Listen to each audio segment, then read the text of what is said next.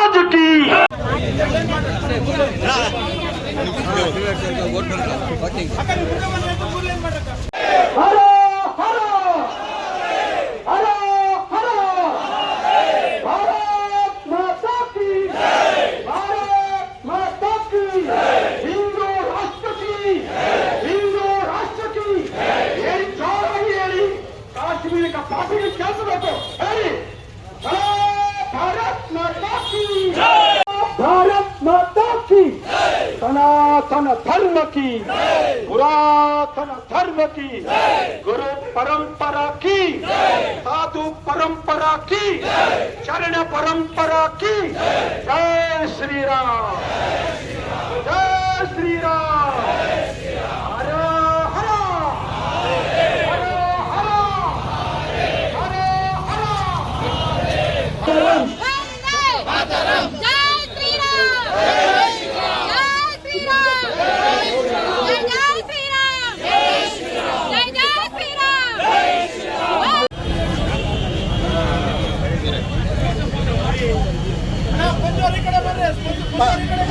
ಬಂದವರೆಲ್ಲ ಈ ಕಡೆ ಬಂದ್ಬಿಡಿ. ಕ್ಯಾಂಡಲ್ ಮಾತ್ರ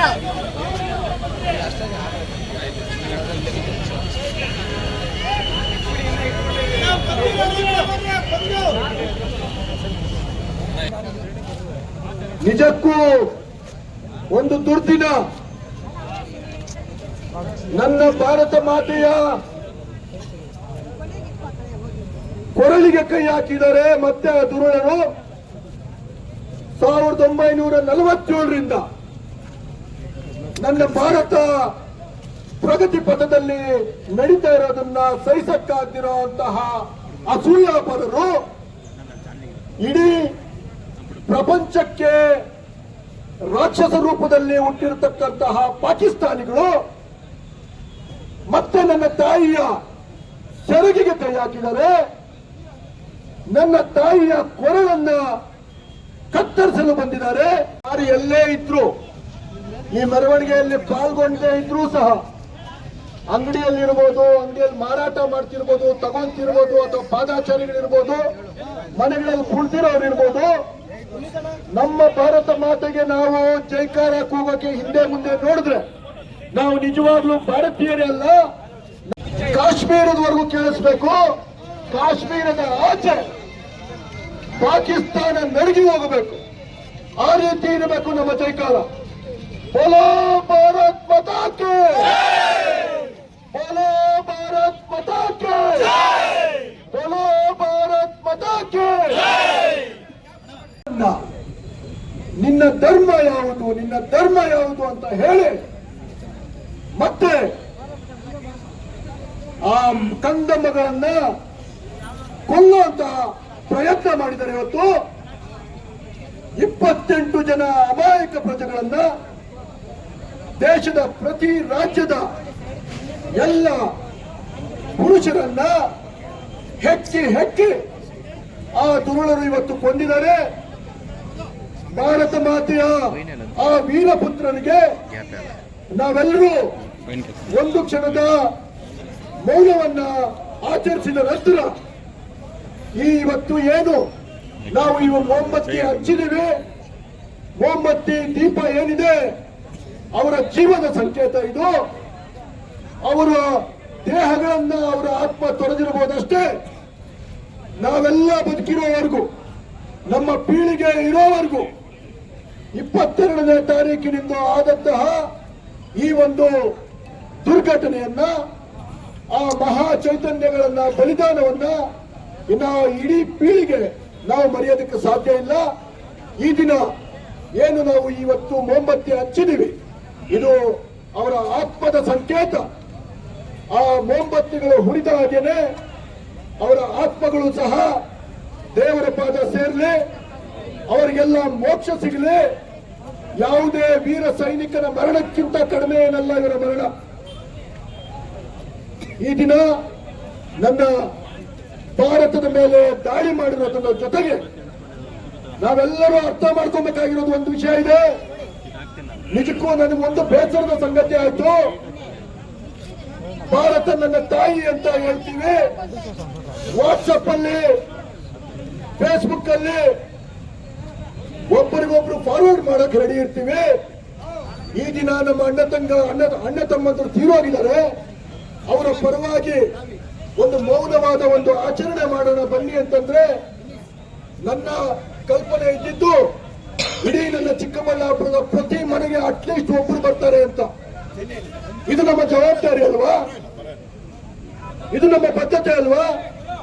ಹೆಣ್ಣು ಮಕ್ಕಳನ್ನು ನೋಡಿ, ಇಂತಹ ಹೆಣ್ಣು ಮಕ್ಕಳು ಇವತ್ತು ಬಂದು ಇಂತಹ ಒಂದು ಕಾರ್ಯಕ್ರಮದ ಮುಂದಾಳತ್ವ ವಹಿಸಿದರೆ ಎಷ್ಟೋ ಜನ ನೀವು ಮನೆಗಳಲ್ಲಿ ಕೂತ್ಕೊಂಡು ನಿಮ್ಮ ಒಂದು ದೈನಂದಿನ ಚಟುವಟಿಕೆಗಳನ್ನು ನಡೆಸ್ತಾ ಇದ್ದೀರಾ.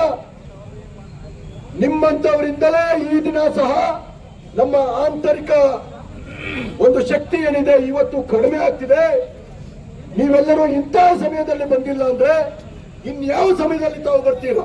ಪ್ರಪಂಚಕ್ಕೆ ಗೊತ್ತಿದೆ, ಇಡೀ ದೇಶ ಇವತ್ತು ಯಾರು 28 ಜನರಿಗೋಸ್ಕರ ಕಂಬನಿ ಹೊಂದಿದ್ದಾರೆ.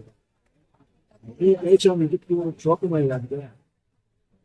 ಅವರ ಆತ್ಮಗಳಿಗೆ ಶಾಂತಿ ಸಿಗಲಿ, ಅವರಿಗೆ ಈ ಭಾರತ ಚಿರಋಣಿಯಾಗಿದೆ ಅಂತ ಹೇಳೋದಕ್ಕೋಸ್ಕರ ಅದೇ ರೀತಿ ಪಾಪಿ ಪಾಕಿಸ್ತಾನದ ವಿರುದ್ಧ ನಾವೆಲ್ಲರೂ ಒಂದಾಗಿದ್ದಾಗ ಸ್ವಲ್ಪ ಕೇಂದ್ರ ಸರ್ಕಾರಕ್ಕೆ ಯಾವುದೇ ಭಿನ್ನಾಭಿಪ್ರಾಯ ಇದ್ದೂ ಸಹ ಇಂತಹ ಸಂದರ್ಭದಲ್ಲಿ ನಾವೆಲ್ಲ ಪಕ್ಷಾತೀತವಾಗಿ, ಧರ್ಮಾತೀತವಾಗಿ, ಜಾತ್ಯಾತೀತವಾಗಿ, ಭಾಷಾತೀತವಾಗಿ ನಾವೆಲ್ಲ ಒಂದಾಗ್ತೀವಿ.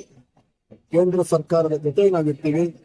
ನಮ್ಮ ಸೈನಿಕರ ಮನೋಸ್ಥೈರ್ಯ ನಾವು ಆಗ್ತೀವಿ ಅಂತ ಹೇಳೋದಕ್ಕೋಸ್ಕರ ಒಂದು ಸಾಂಕೇತಿಕವಾಗಿ ಇವತ್ತು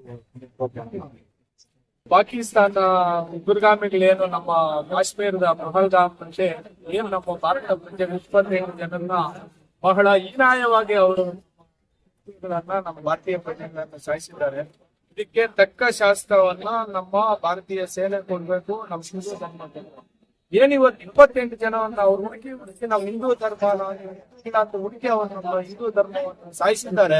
ಇದಕ್ಕೆ ತಕ್ಕ ಶಾಸ್ತ್ರವನ್ನ ನಮ್ಮ ಸೈನಿಕರು ಕೊಡ್ಬೇಕು ಅಂತ ನಾವು ಮನವಿ ಮಾಡ್ತಾ ಇದ್ವಿ. ಇದೇ ದಿನ ಏನು ಹುತಾತ್ಮರಾಗಿದ್ದಾರೆ 28 ಜನ, ಅದರಲ್ಲಿ ನಮ್ಮ ರಾಜ್ಯದ 3 ಜನರ ಅವರ ಆತ್ಮಕ್ಕೆ ಶಾಂತಿ ಸಿಗ್ಲಿ ಅಂತ ಈ ದಿನ ನಾವು ದೀಪ ಬೆಳಗುವ ಮುಖಾಂತರ ಪ್ರೊಟೆಸ್ಟ್ ಮಾಡಿ ಅವರಿಗೆ ಉತ್ತರವನ್ನ ಕೊಡ್ತಾ ಇದ್ವಿ.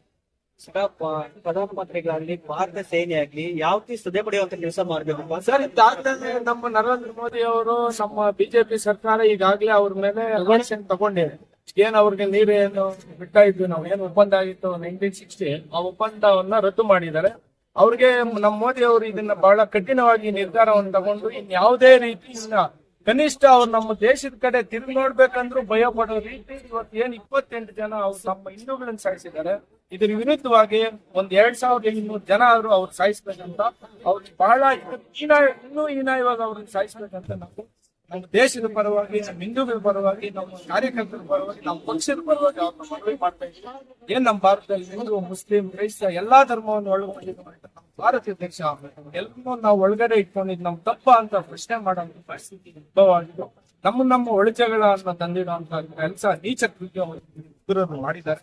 ಹಾಗಾಗಿ ಪಾಕಿಸ್ತಾನವನ್ನ ಭೂಪಟದಲ್ಲಿ ಹಿಂದೆ ಇರೋಂಗ್ ಮಾಡ್ಬೇಕು ಅಂತ ನಾವು ನಮ್ಮ ಈ ಏನು ನಮ್ಮ ಹುತಾತ್ಮರಾಗಿದ್ದಾರೆ 50 ಜನ ನಮ್ಮ ಕರ್ನಾಟಕದವರಿದ್ದಾರೆ, ನಮ್ಮ ಭಾರತ ದೇಶದವರು ಎಲ್ಲರ ಪರವಾಗಿ ನಾವು ಮನವಿ ಮಾಡ್ಬೇಕು. ಚಿಕ್ಕಬಳ್ಳಾಪುರದಲ್ಲಿ ಯಾವ ಪ್ರತಿಭಟನೆ ಮಾಡ್ತೀರಿ? ಈ ಪ್ರತಿಭಟನೆಗೆ ಸಾರ್ವಜನಿಕ ಸಹಕಾರ ಯಾವ್ದಾದ್ರು ಮುಸಲ್ಮಾನರು ಪ್ರತಿಭಟನೆ ಪಾಲ್ಗೊಂಡಿದ್ದಾರೆ? ಯಾವುದೇ ರೀತಿ ಹಿಂದೂ ಮುಸ್ಲಿಂ ವಿರೋಧ ಇಲ್ಲ. ನಾವೆಲ್ಲ ಅಣ್ಣ-ತಮ್ಮಂದಿರಾಗಿದ್ದೇವೆ. ಈ ಕಾರ್ಯಕ್ರಮದಲ್ಲಿ ಹಿಂದೂ ಮುಸ್ಲಿಂ ಭಾಗಿಯಾಗಿದ್ದಾರೆ. ಈ ಪ್ರತಿಭಟನೆಗೆ ನಮ್ಮ ನಾಯಕರು ಆದಂತಹ ಸಂದೀಪ್ ರೆಡ್ಡಿ ಅವರು ಕರೆಯನ್ನು ಕೊಡ್ತಾರೆ, ಮೆಸೇಜ್ ಮೂಲಕ ಕರೆಯನ್ನು ಕೊಡ್ತಾರೆ. ಅದಕ್ಕೂ ಈ ಕಾರ್ಯಕ್ರಮ, ಈ ಪ್ರತಿಭಟನೆ ಸಾಲದು. ನಮ್ಮ ದೇಶದಲ್ಲಿ ಏನು 7,20,000 ಜನಸಂಖ್ಯೆ ಇದೆ. ಎಲ್ಲರೂ ನಾವು ಭಾರತೀಯರೇ ಅಲ್ವಾ? ಇದರಲ್ಲಿ ಕನಿಷ್ಠ 1 ಲಕ್ಷ ಜನ ಈ ಕಾರ್ಯಕ್ರಮದಲ್ಲಿ ಪಾಲ್ಗೊಂಡು ಅವ್ರಿಗೆ ಭಯ ಹುಟ್ಟಿಸಂತ ಕೆಲಸ ಮಾಡ್ಬೇಕಂತ ಆದ್ರೂ ನಮ್ಮ ನಾಯಕರಾದಂತಹ ಸಂದೀಪ್ ರೆಡ್ಡಿ ಅವರು ಇಷ್ಟು ಜನಸಂಖ್ಯೆಯಲ್ಲಿ ಬಂದು ಈ ಕಾರ್ಯಕ್ರಮವನ್ನು ಯಶಸ್ವಿ ಮಾಡಿದಂತ ಎಲ್ಲರಿಗೂ ಒಂದು ಸೇರಿದೆ ಇದು ಮಾಡಿಲ್ಲ.